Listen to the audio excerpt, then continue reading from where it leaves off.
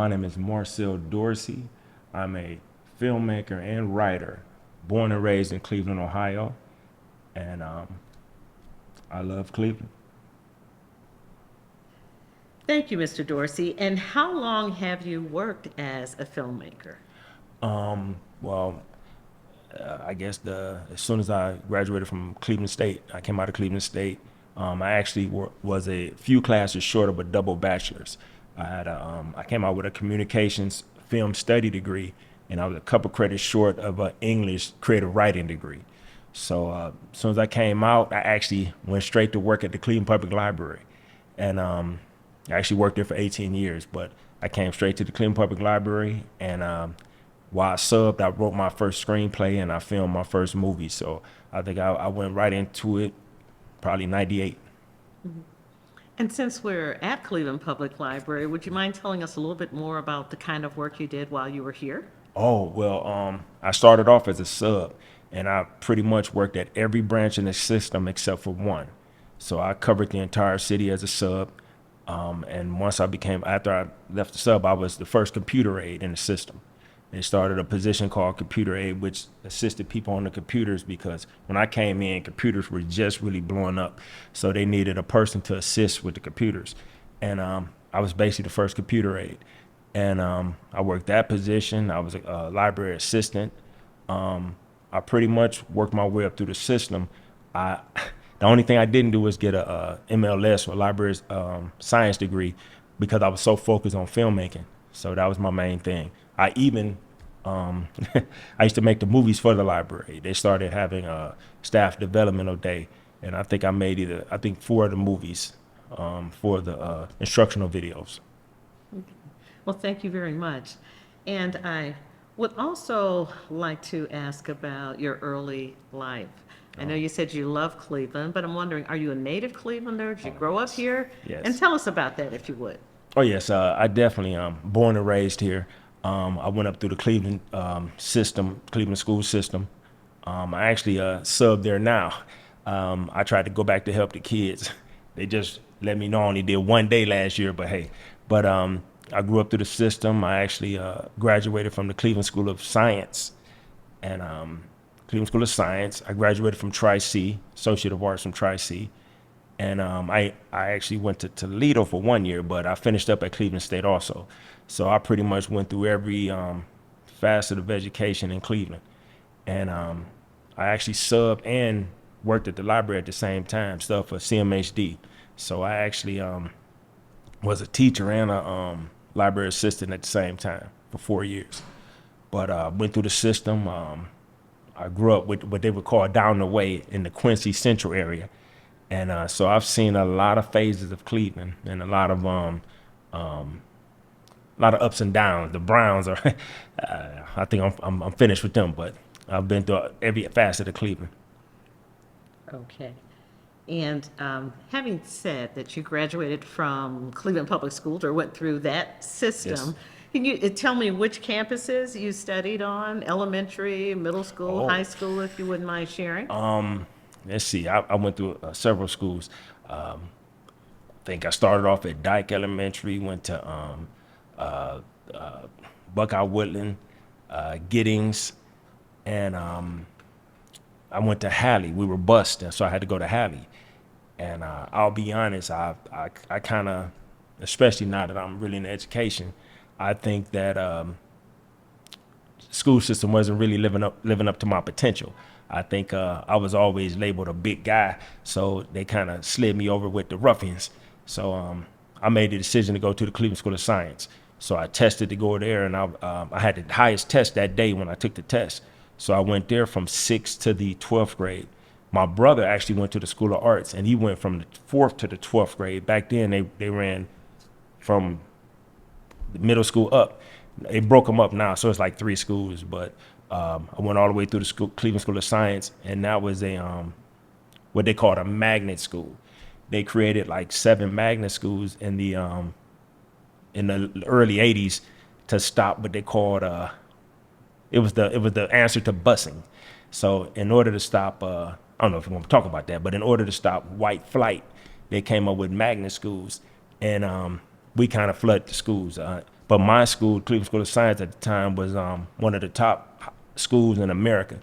My grade, for example, my class, we always tested above average because we had to take a test to get into school, and we continued to take a test. So they ended up breaking up the school. I don't know why, but after that, I guess I wanted to be an actor, and that's what made me go to Tri-C. And I kind of realized that acting is one thing, but if I could control the camera, I could always work. Mr. Dorsey, would you mind sharing the names, if you don't mind saying them on the record, of the people in your household, your family members, parents, or other siblings who help maybe shape your worldview as, you know, this aspiring filmmaker and certainly someone who early on is studying science? Oh, well, just to throw this out there before I get to them, ironically, I was always I had a thirst for knowledge. So I pretty much grew up in the library. I actually was one of the kids they used to kick out of here when I went to the School of Science. This is where we went. So from an early age, I loved studying, and I always ended up at the library. But I think my love for film started with my mother. Situation where she couldn't get a babysitter, so she started taking me to the movie theater before I was 1. And I was one of those little babies that cried in the back. So from there on, I kept seeing movies, and at 7 I started writing to write cards for my mother. So I would write. I love Dr. Seuss and Where the Wild Things Are, so I would write stuff for her. And I had an auntie. She used to read books, so it got to the point where we would try to read a book in a day. So we were reading a book in a day. So I used to read with her, and it just kind of blended together. At a young age, I actually wanted to be a professional wrestler. I wanted to wrestle and then slide over to make movies. I actually wanted to be an action star. And I think my father, he's really into movies also. So he watches more movies than anybody I know. He's a person that watches every movie that comes out. And sometimes I have to pull him to the side like, well, that's not a good movie, but he goes anyway. But I think that people, actually, I believe that my mother, she originated from South Carolina. I think that she was I don't want to call it the Gruit or whatever, but I think she was the person that was really raised to be the vocal historian of the family. And she was good at telling stories, and that was her method of doing that. And I think I picked that up from her, but I ended up going into writing and filmmaking. I have the knack for storytelling, but it's more written and it's more visual. But I think everybody encouraged me, especially I came up through the 80s. So it was a lot of negativity in the 80s.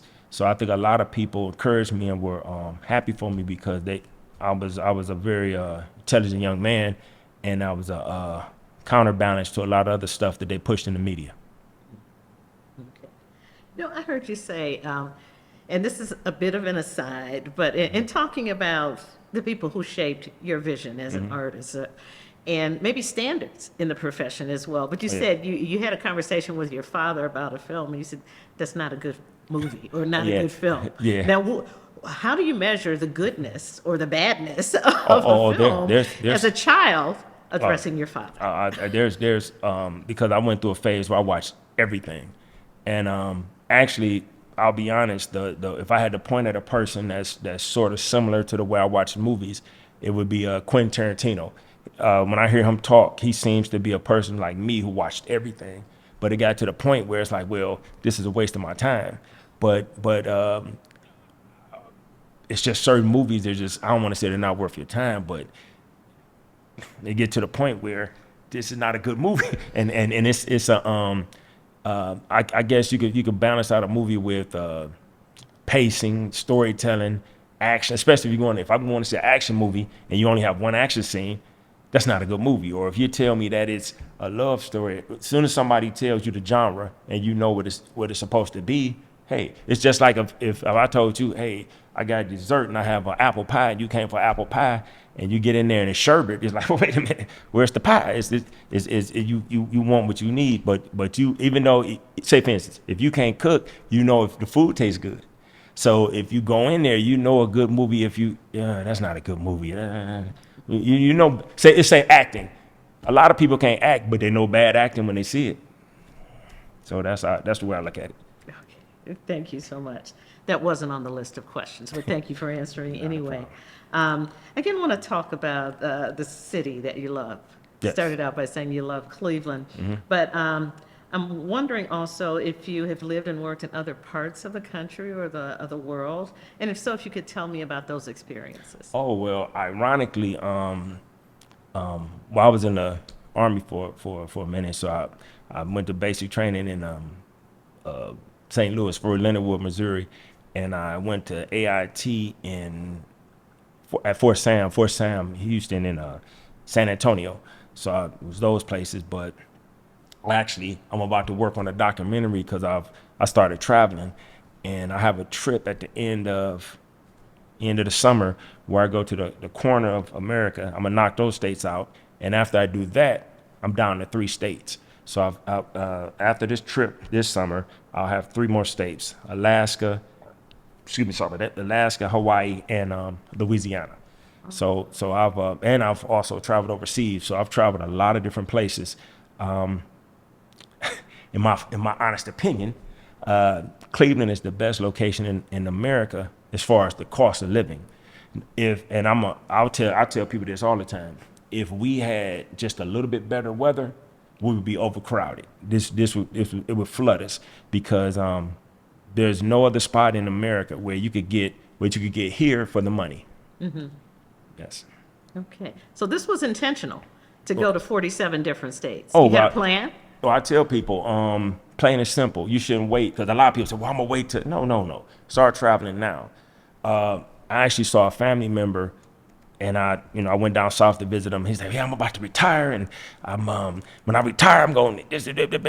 And maybe 6 months after he retired, he had a stroke. So then when I came back down, only word I could use was he was mangled. He couldn't, stuff was wrong. He couldn't really maneuver, and he complained like, well, how this hit me as soon as I retire. No, do it now. So I try to do as many. I started maybe 2010, maybe start trying to go as many places as I can, and do as much as I can. You shouldn't wait. Like people say a bucket list or whatever. I was happy for a lot of people when the pandemic hit and people came out. I saw a lot of young kids traveling and going different places. Like say for instance, I don't know how to use this, but I went to a lot of funerals. Well, truth be told, when the pandemic hit, I'm up to maybe 155 funerals. So I've seen a lot of people die in the last couple of years. But I remember right before the pandemic, a relative passed, and a cousin said, well, he lived his whole life in a 5-mile radius. And that stuck with me. And I know I have people down south the same way. They're in one town and they never leave. And it's like, well, you're going to spend 50, 60 years in one spot? I mean, you don't, case in point, Cleveland. Anybody that lives in Cleveland knows that people on the east side don't go to the west side. So it's people on the east side that don't know anything about the west side. And it's people on the west side, they don't know anything about the east side. It's like as soon as they hit downtown, that's it. And that's amazing to me. I started driving around the west side for that. Like you here all your life, but you've never been on just anywhere on the west side. That makes no sense. You box yourself in. Okay. And having seen all those places, domestic places, 47 states so Yes. far. Yes. And to travel internationally, why specifically, other than, well, you said if the weather could be better. Oh, well, in Cleveland? But Oh. why are you here in the city of Cleveland Oh. at this point in your life? Well, truth be told, I had stayed in Cleveland for my mother, and I helped my mother and everything, and my mother actually passed from COVID. So in 17, I decided to go for my dream, and that's why I left the library.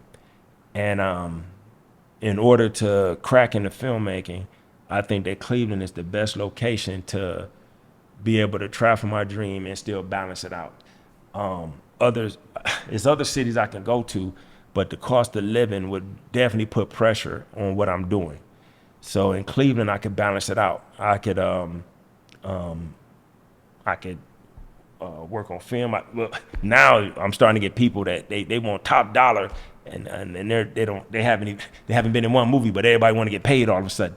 But still, what I could do in Cleveland, I can't really do it anywhere else. We have locations. We have, they just filmed the Superman movie just came out. They just filmed the Ironically, I'm sitting there and I saw somebody in the movie. I was like, wait a minute. And I went on Facebook to contact them. They had posted like, yeah, I was in the movie, and I, reached out to them like, yeah, I saw you. But it's this city. It has a lot of different. That's why it stands in for New York a lot.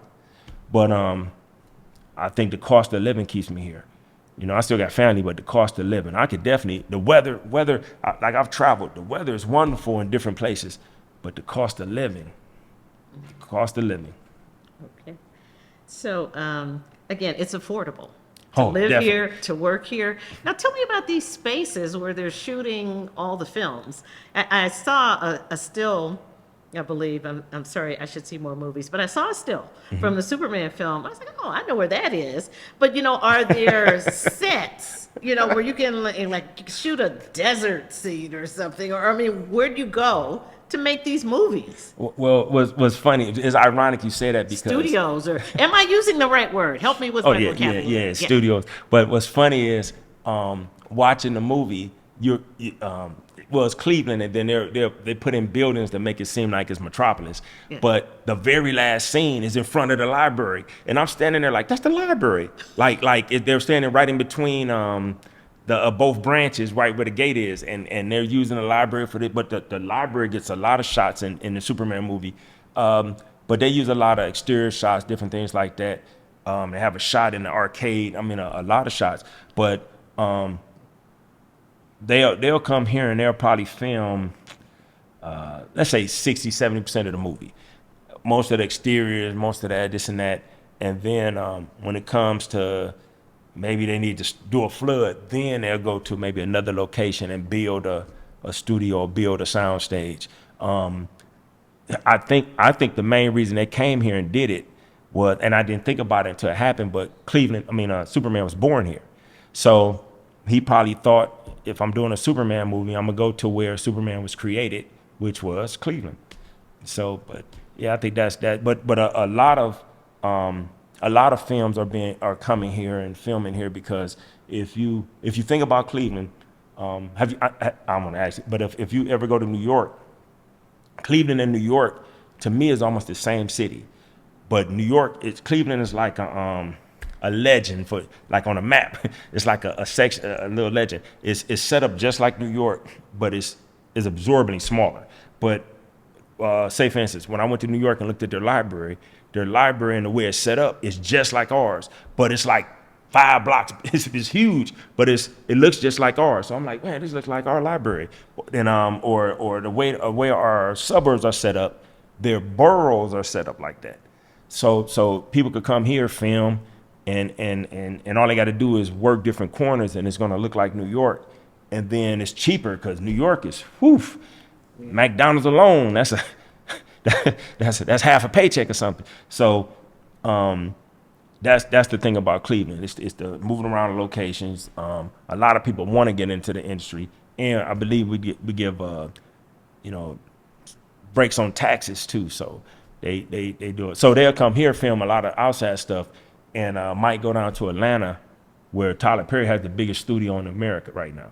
So they'll go to him, use his sound stages for the intricate stuff, but use all the other stuff here. All right, thank you.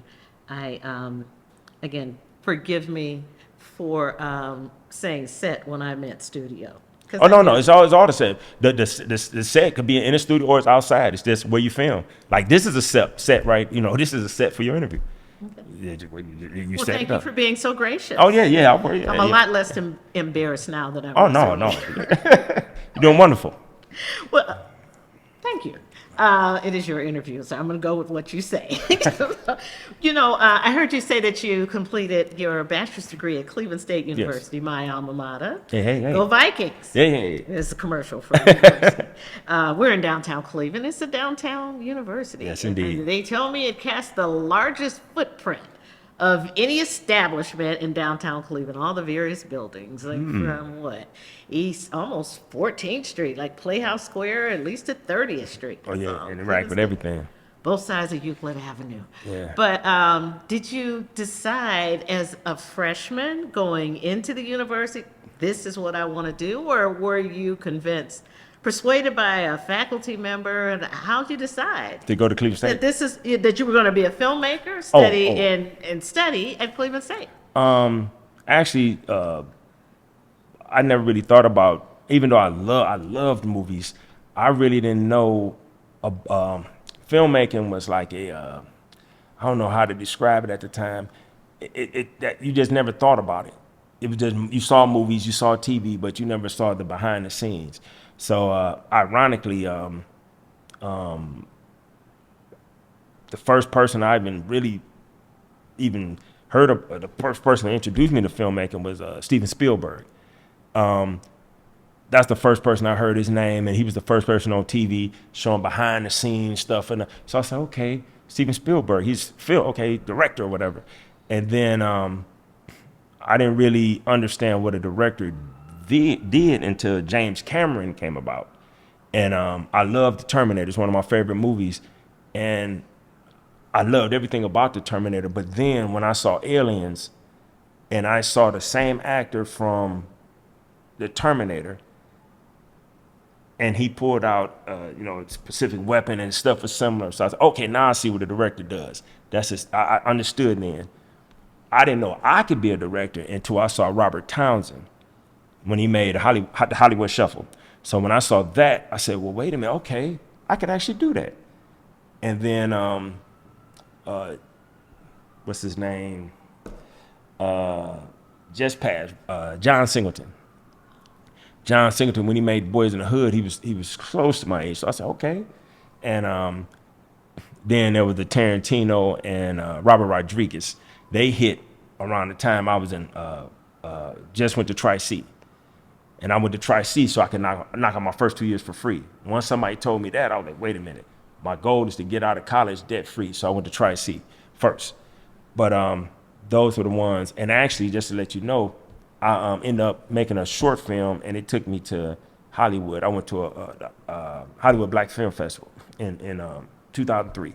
So when I went there, I was able to meet Robert Townsend and John Singleton. And it was like a list of people, but I was able to meet them. And I took my mother with me. I was like, man, my movie's going. But that was like probably the best week of my life because I was actually with people. We were, hobnobbing, how you want to say it. And my mother, she really got to get a good week. It was a wonderful week. And one thing that got me was we were there, and it was a guy standing on the corner, and I looked at him. I'm like, man, Ma, he think he's Kobe Bryant. And then I thought about it, like, well, we in Hollywood, and it was Kobe Bryant. He was filming a commercial, but I thought somebody was, because he had the outfit on. I'm like, man, but it was him. That was I loved that week. I was kind of disappointed when I came back, had to come out of the library, but those were the things that let me know that I could actually do it. And there was a professor that was actually pushing film, Austin Allen. Everybody in film in Cleveland for a certain amount of time bumped into Austin Allen. He probably dominated film for a good 15 years. And he was, of course, Cleveland State got like most of the film stuff after I went there. But I ended up going to Toledo for a year because I thought they had a film school, but I finished up at Cleveland State. Because I went to Cleveland State for a year, went to Toledo for a year, went back to Cleveland State. But hey, it was that's how I ended up taking so many writing classes. But the main thing was, after I realized that you can do it, I said, hey, I know about movies. I know I can do it. So that's why, to me, images and images are very important. That's why I used to love to be at the library, and I used to love to sub at the school system.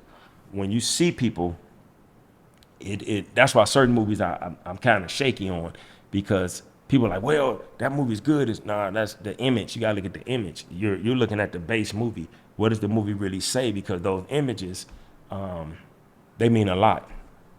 They carry weight. Yeah.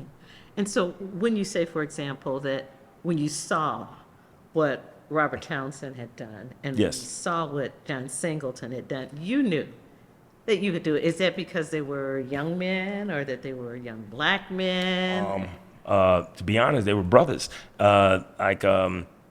When you don't see it, if you think about it, if I don't even know to use for example, you can grab anybody that's famous. They always had the same story. When I saw, everybody's same story. Michael Jordan saw Dr. J. Kobe saw Jordan. LeBron saw Jordan. Once you see somebody and you can put that image in your head, like that's what I can go for. I was watching movies, but when Ebony, they did an article on Robert Townsend, and he came out and he said, yeah, I made a movie with a credit card, this and that, and I did this, and tried quiet as kept. I never even heard of Spike Lee until that article with Robert Townsend. That was the first time I heard of Spike Lee. So Robert Townsend, I just, it just let me know that it could be done. And quiet as kept, when I met him, he was a very, very not, because I met some other people that's famous, and they have a horrible attitude. But Robert Townsend was welcoming, and he talked to everybody, and he's sort of like the characters you see on his show, Parenthood or the Five Heartbeats. But yeah, he was a very, very big thing, and I try to stress that to people. I don't know if I freestyle, but it's like certain movies that are huge right now, or were huge a few years ago, but then people don't look at the imagery.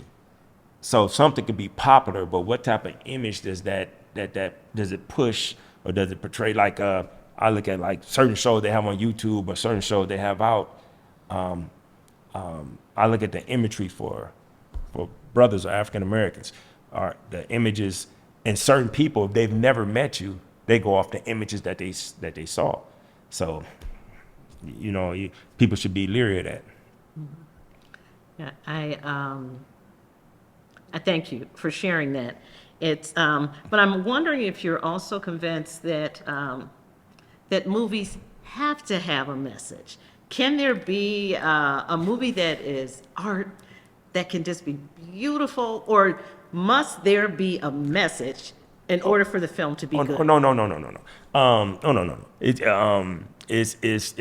I'm not saying that. I'm saying that representation is important.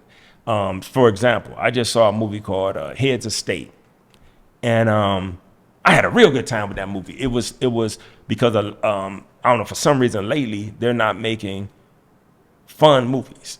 Like a lot of movies that have I don't want to say agendas, but they're pushing this or pushing that, or people, they want to be in a movie, so they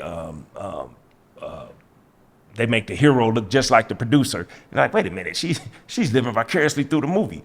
But instead of just giving you a straight movie, because it's certain movies. Okay, say for instance, a movie like The Lion King, for example.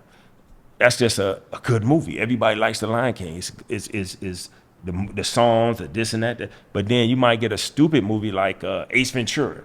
That's not to be anybody. Everybody knows that movie is not to be taken serious. You go in, you're gonna laugh hard, and that's what it's made for. So certain movies, but then when they have a movie and they come out and they bill it as a groundbreaking this and that, or super representation, or this, when they push that, and then when you go there and you look at the imagery, it's like say for instance, when I was young, and it's still a good movie, the original Color Purple.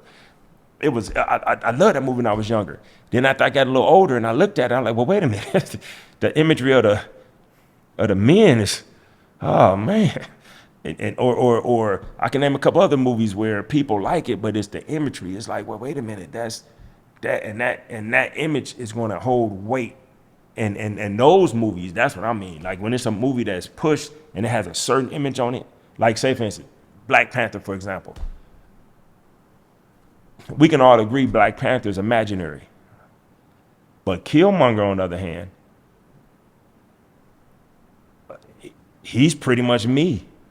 And when I looked at the movie, I'm like, well, wait a minute. Me and two people I know, we've done everything Killmonger's done. My friend's son was at MIT. He's at MIT right now. I was in the service. I had a friend in Afghanistan. Like the checklist of Killmonger was real. So when he's the villain and he's close to me, like, what are you saying? Am I the villain? So and it's like once you look at the movie a little different, it's like, well, wait a minute. I know I love the image and the representation of it, but that movie, I was like, well, wait a minute.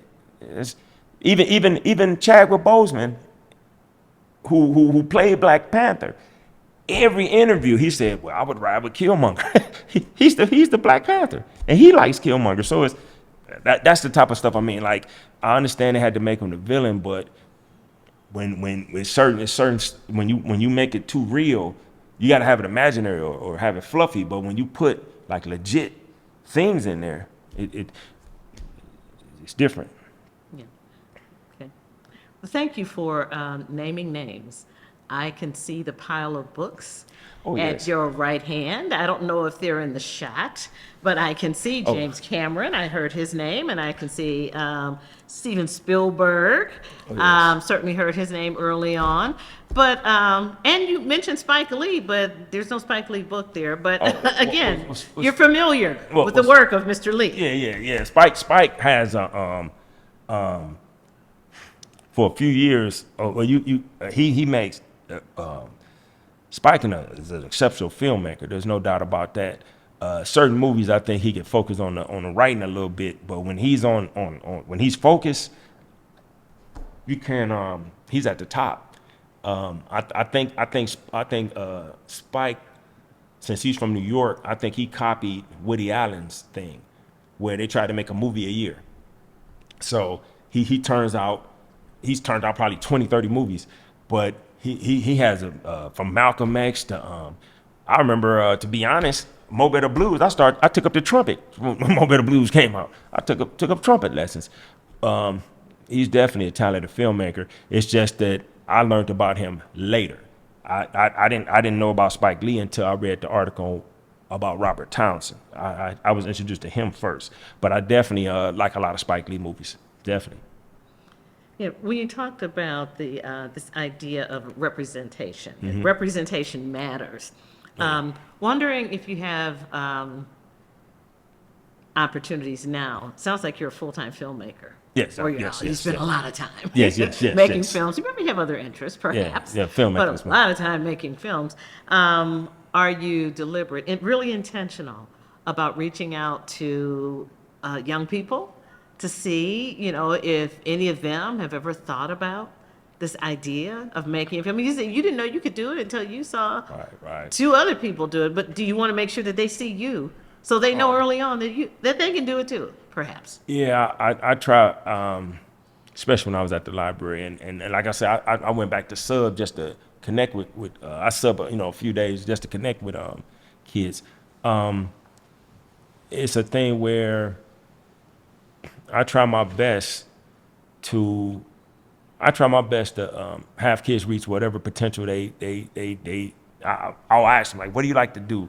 I'll tell them what I do, and if you need to know this, I give them the information. But I try my best to push kids to do whatever. Like, and in the school system, they don't see too many men like myself, and I can hear what they say when they walk out the door or whatever. I went to one school, and they're like, oh, we're gonna have them next period. So they look forward to talking to me, and I try to push them in whatever, because that's how my mother was. My mother would push anybody into whatever they want to do. So I would say don't limit yourself.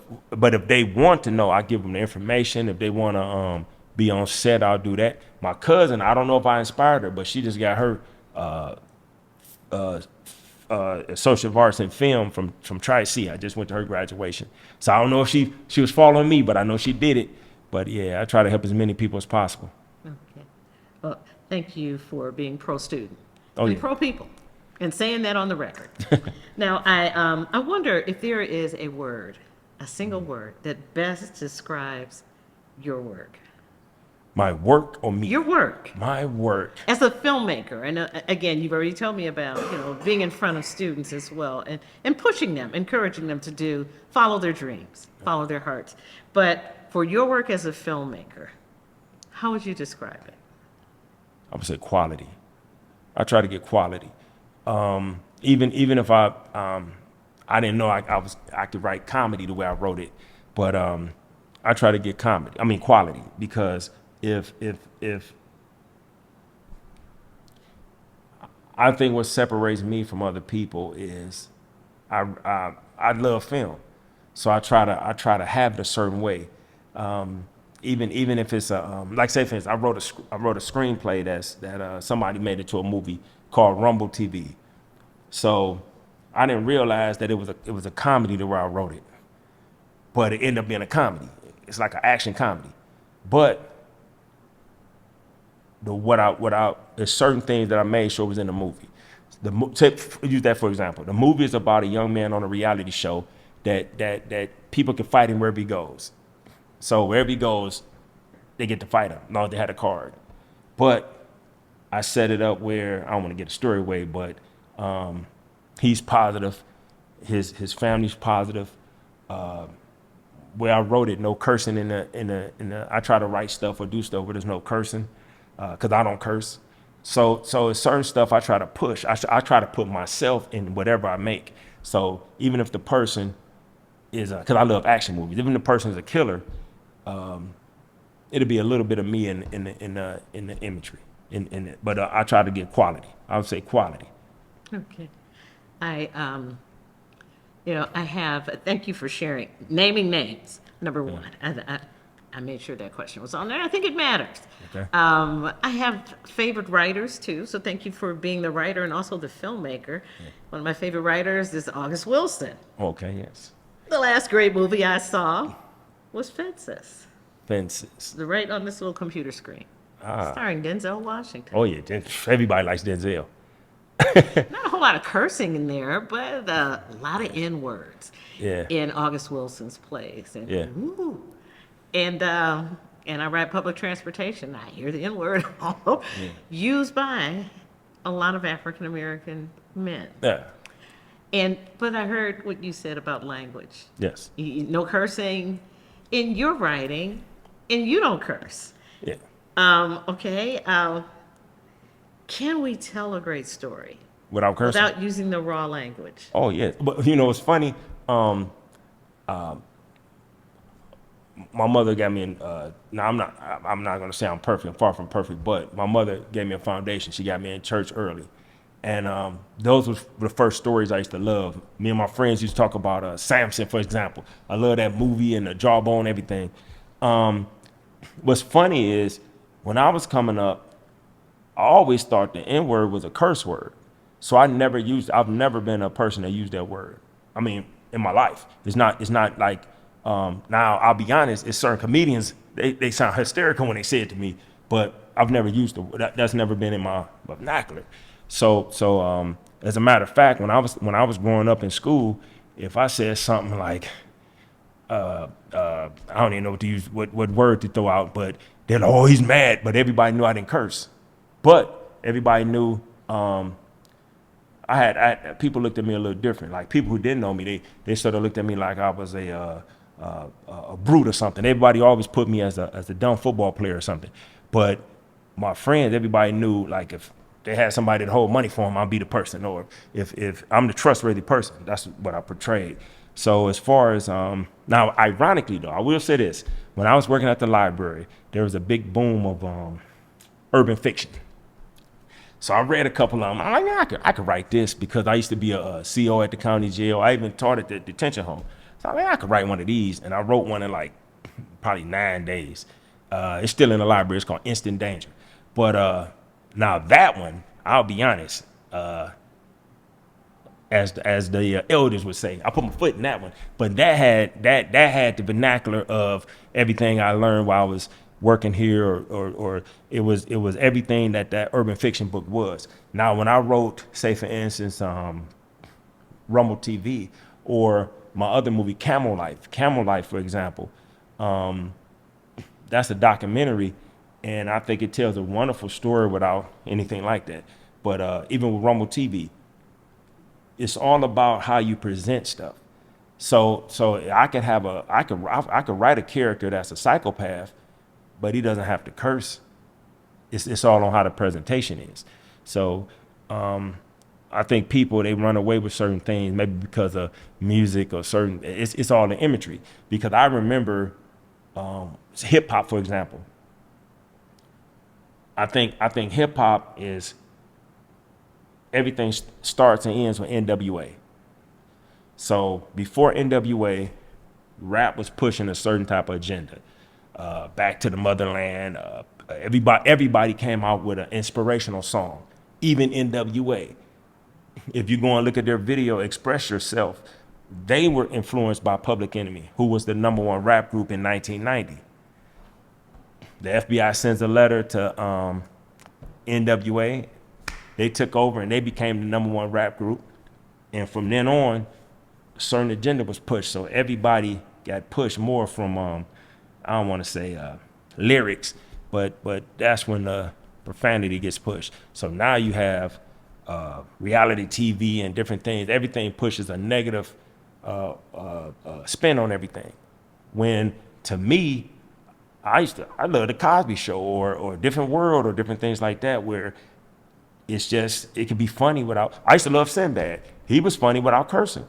So it's if you got skills, you could do both.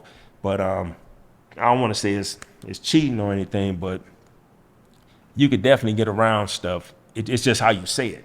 Mm-hmm. If somebody comes to, I mean, I could say, I love you, but if I come and my face is twisted up and I come with an aggressive tone, you're gonna look at the cues. So it's all about your presentation. Okay.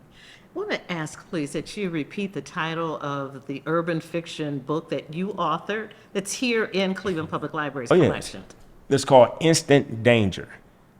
And the play on words, a young lady scratches a scratch off and she wins $300,000.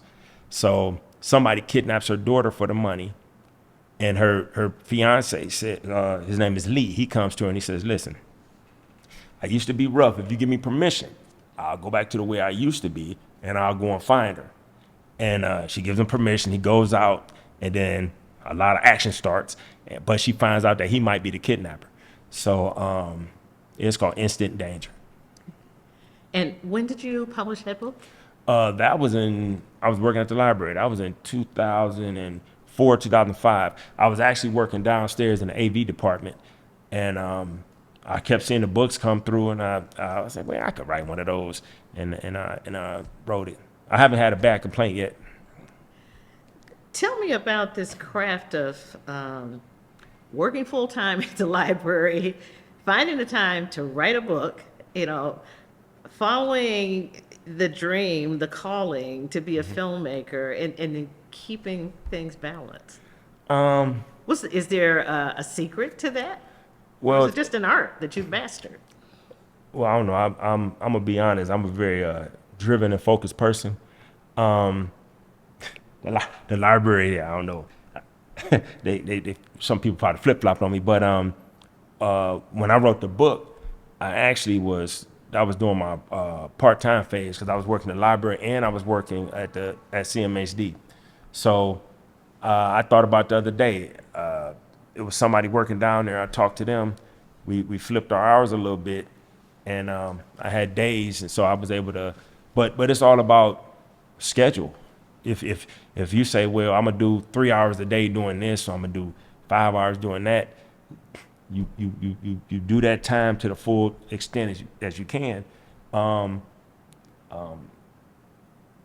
But I'll be honest. In 17, I realized the library was a comfortable place for me, and I thought that if I didn't try it then, I wouldn't be able to do it. So I did lead a library, but That's why I made Camel Life. I went out to Arizona for 3 weeks and did that. But then the pandemic helped me. But a lot of stuff like I've done lately. I've done a movie called One Last Drink. I just did one, Happy OG Day. It's just finding the time. I'm a firm believer. People find the time for what they want to do. You know, it's if it's just like, I'm gonna use it for example. It's just like talking to a person you're interested in. If that person keeps giving you the runaround, they don't want you. If as soon as you say, hey, I'm interested in you, both of you are gonna find the time. And that's what you do. If my love for film or my love for creating stories, you find the time for it. Well, if time is a valuable resource, and Oh. I agree that it is, but a short story, you said it first. The time is the most valuable resource because it's finite. When I'm in a setting like this, set, okay, there's that word again. And when I'm on the set, and I look at the lights, and I look at the cameras, and I look at the microphones, it's like, this stuff is expensive. So you have this vision, about becoming a filmmaker. Yes. In Cleveland, and maybe you're working 2 part-time jobs, one for the library, one for the CMSD, or maybe you're full-time somewhere with benefits. Yes. Are you renting, leasing equipment? Are you buying on credit cards? Are you Robert Townsend? Yeah. How do you launch that career? Well, it's that's the hard part about it. Filmmaking is the most, I guess, it's the one form of art where you have to have people. You have to have people. You have to collab with people. You have to get people to believe your dream, and that's the hardest part about it. Writing is, okay, I gotta put it. Editing and writing are the same. When you get to write and you get to edit, nobody's involved, so you could control it. But in between, like writing a book is wonderful. I can throw my imagination. Nobody's there. Write a screenplay. I wrote screenplays for people. But when you get to filming, I need people to show up, and or people that don't show up. Or now it's a situation that people want to get paid, but they're not. They're not to that level to me. Well, because everybody, but I'm not. If say for instance at this level too. Let's say we're investing in a micro budget movie, for example. As you just pointed out, I might spend $2,000 on each camera, right? So that's $4,000. Then if I get some cheap lights, that still might cost me $200-300. Then the video recorder, maybe I can get a sound recorder for $100. And so by the time I get finished, I done spent anywhere from $5,000 to $7,000 just for the equipment. I'm already in the hole, and then you say, well, listen, I'm gonna be on the set with you. we're there, so we could try to work something out. But if we're both trying to get to a certain level, we should be able to work together to get to that level. Now, if I can compensate you in any way, hey. But I think a lot of people, they're getting wrapped up in social media and think they're supposed to jump right here when they haven't even got right here. It's like say for instance, right now, Detroit is running off movies on Tubi and different places. And Cleveland should be running off movies just right along with them. But it's, I don't know, getting a little shaky. Well, you told me how you found the time, your Oh, focus, our dedication. your Yes. schedule. Yes. You're a man of integrity. You keep your word. You show up. One time you do the quality work. But the money for the cameras. Yeah. Do you have investors? Is personal financing? I mean, or how is it done? Save if you up. don't want to tell all your secrets. Sometimes you save up. Sometimes you, like say for instance, I can help people right now. Dodd in Cleveland, Dodd has a special where you can rent equipment if you get it on Friday, from Friday to Monday count as one day, and I think it's half a day. So you could go there, rent your equipment, and if you want to get, and because I've done it too to test it out. Quiet as kept. If you got the skills, you can make a real good movie with a cell phone. I made a movie with a cell phone, and nobody noticed the movie was a cell phone movie until I told them. So it's all about the skills. So it's if you want to do it, I can make a movie with just me if I write it right. So it's just the way you put it. What I've bumped into, to be honest with you, is they a lot of people notice my skill. They notice my writing ability. They notice everything I could do, but they want to use it for their benefit.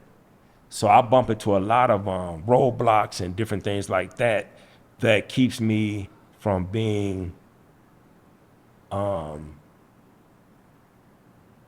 like I'm all right, but I should be way past where I'm at. And that's the only negative thing that really bothers me. That's the only thing that really bothers me. But when I support everybody, but it's a little different. They get a little stingy with their attention. Well, I noticed that you supported, if that's a word that fits the situation. You'll tell me if you have a better word, but that you supported the Greater Cleveland Urban Film Festival.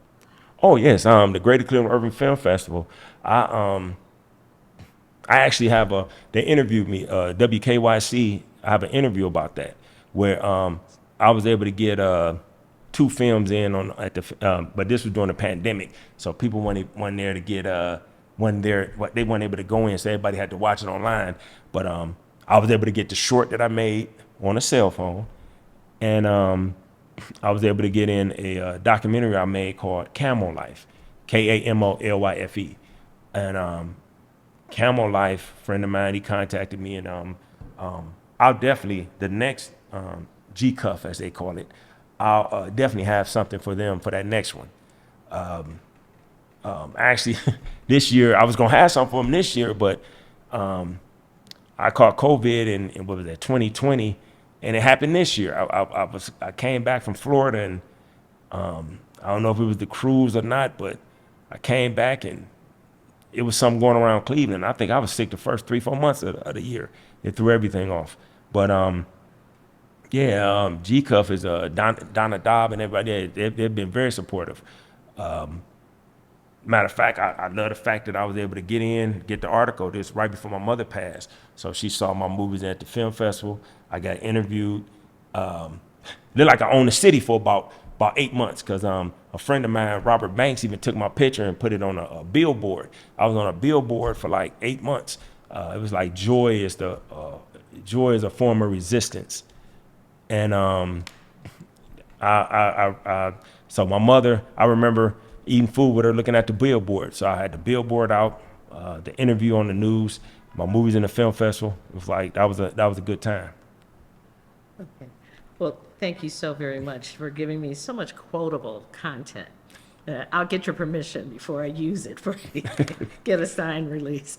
But I want to say, as we approach the end of our time together today, thank you again for sharing this afternoon with us. But my last question on the list is there anything else that you would like to say about your work as a filmmaker, as a writer, as an author, in this moment when we're focused on the National Association of Black Journalists and 3,000 to 4,000 people of color coming to the city of Cleveland to talk about their work?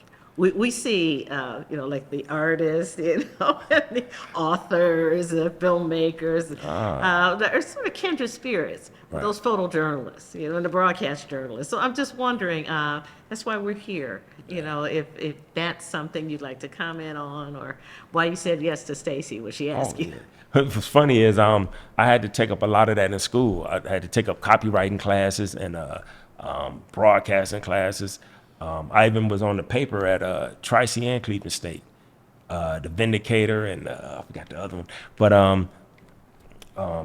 I think we're all in the same boat. I guess I would probably identify with everybody coming. I'm a writer at heart, and I you know, I've worked cameras, editing, I've done it all. So we're all in the same boat. It's still, I think, quality. Everybody want to do quality. Everybody wants to make something that matters. Want to make something with influence, and especially like right now where a lot of stuff is being cut down or taken down or hidden, it's really a prime opportunity to really make something that matters. Well, thank you so very much for sharing with us this afternoon. Again, my name is Regina Williams. Our genius videographer today is Catherine Young, and we are again at Cleveland Public Library, the People's University in downtown Cleveland, where there's a beautiful view of Lake Erie from Library Special Collections. So thank you so very much. Thank you.